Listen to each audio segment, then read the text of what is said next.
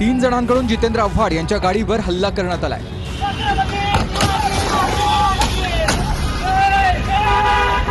ठाण्याच्या दिशेने जाताना जितेंद्र आव्हाडांच्या गाडीवर हल्ला झाला।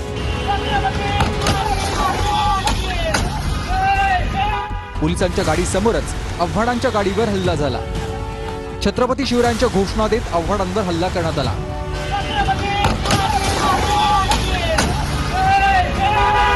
स्वराज्य संघटनेनं जितेंद्र आव्हाड यांच्यावरील हल्ल्याची जबाबदारी घेतली आहे। त्या मुंबऱ्याचा पाकिस्तान करणाऱ्या जितेंद्र आव्हाडनं आमचे मार्गदर्शक, आमच्या पक्षाचे पक्षप्रमुख, स्वराज्य पक्षाचे पक्षप्रमुख छत्रपती संभाजीराजेंविषयी बेताल वक्तव्य केलं होतं, अरेरावीची भाषा केली होती।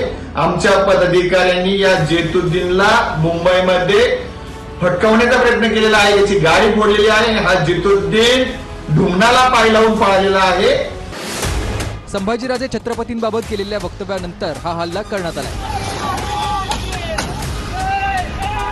युवराज छत्रपती संभाजीराजे यांचं रक्त तपासावं लागेल, ते छत्रपती घराण्यातले आहे हे अशा पद्धतीचं बेताल वक्तव्य खालच्या पत्री छत्रपती शिवाजी महाराजांच्या घराण्याविषयी केलेलं।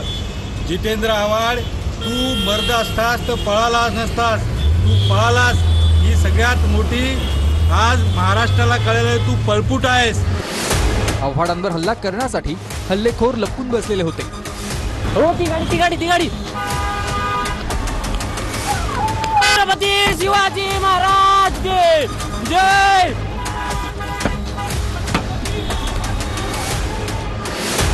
संभाजीराजे छत्रपती म्हणणं सोडून द्या असं जितेंद्र आव्हाडांनी वक्तव्य केलेलं होतं।